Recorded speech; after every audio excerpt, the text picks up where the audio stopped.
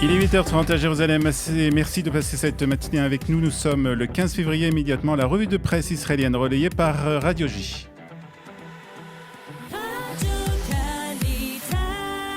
Retrouve Olivier Granilic à Jérusalem et ce matin, Olivier, le Yediot Aharonot nous confirme en première page que le vaccin du laboratoire Pfizer est très efficace. En effet, il est efficace dans 94% des cas, Ilana. C'est une enquête effectuée par la Coupat Cholim Clalit qui le dit sur un échantillon de 1,2 million de personnes. Il a été observé une chute de 94% du taux de contamination. Le Yediot continue, il nous apprend que l'efficacité du vaccin a été remarquée dans tous les groupes d'âge ainsi que chez les plus de 70 ans. Pour réaliser cette recherche, les médecins de la Coupat Cholim ont observé le taux de contamination de 60 000 personnes qui s'étaient fait vacciner et de 60 000 qui ne l'étaient pas. Et les résultats sont clairs, le vaccin fonctionne, allez vous faire vacciner. C'est l'appel lancé ce matin en première page du Yediot Aharonot.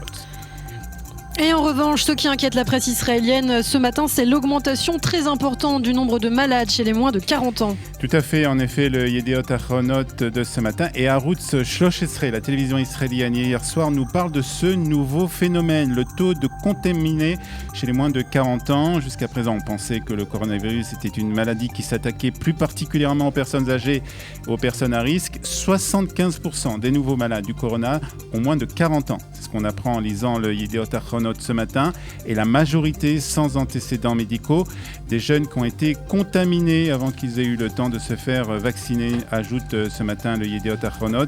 Personne n'est immunisé contre cette maladie, a déclaré un professeur hier à la télévision israélienne.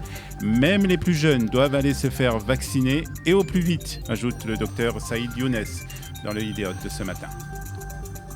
Malgré tout, Olivier, les quotidiens semblent voir la lumière au bout du tunnel. Les magasins de rue, les salles de sport, les centres commerciaux et les hôtels devraient ainsi réouvrir pour les vacciner seulement. Et oui, à partir du 23 février, si les ministres toutefois arrivent à trouver un accord. Ces décisions ont été discutées hier au cours d'une réunion houleuse du cabinet Corona. Benjamin Netanyahu et Benny Gantz n'arrivant pas à se mettre d'accord sur la stratégie de sortie du troisième confinement. Le Israël Hayom précise qu'après une concertation avec le procureur de l'État, il a été décidé de donner des avantages aux détenteurs de ce fameux passeport vert.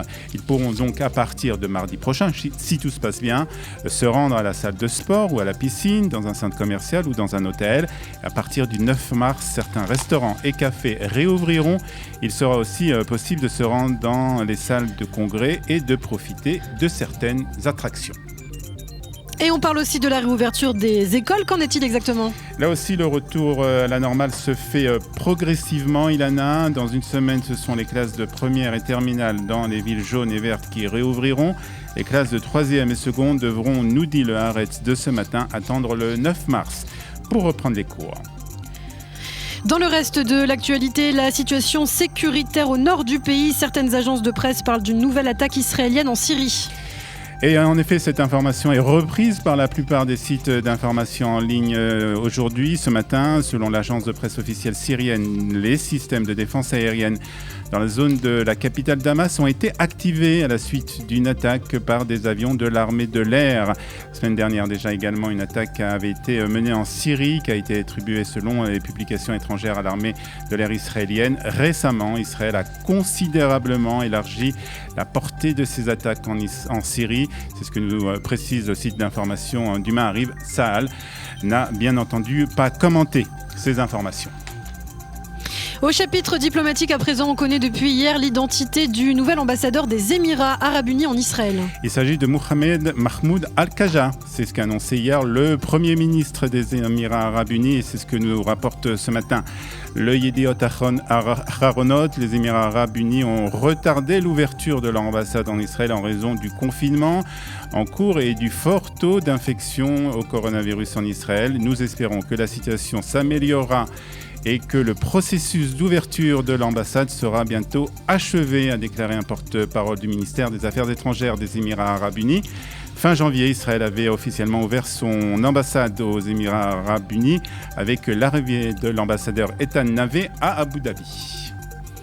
Et puis pour terminer, Olivier, une nouvelle de sport qui est aussi tout un symbole. En effet, le judoka iranien Saïd Mollaei est arrivé hier en Israël. Il doit participer à une compétition internationale de judo qui doit se dérouler à Tel Aviv cette semaine. Le Israël Hayom nous rappelle qu'en 2019, Saïd Mollaei n'était pas retourné en Iran, dans son pays d'origine. Le sportif refusait catégoriquement toute compétition contre les Israéliens, sur les ordres bien entendu qui étaient donnés depuis Téhéran. Il avait donc décidé d'arrêter de jouer le jeu politique iranien et avait demandé l'asile politique en Allemagne. Il est arrivé hier en Israël dans le plus grand des secrets. Il séjournera à l'hôtel Hilton de Tel Aviv sous le couvert d'une sécurité très rapprochée. « Je me sens ici en sécurité », a déclaré le sportif en arrivant en Israël. C'est ainsi que se termine la revue de la presse des médias israéliens ce matin sur Studio Kalita.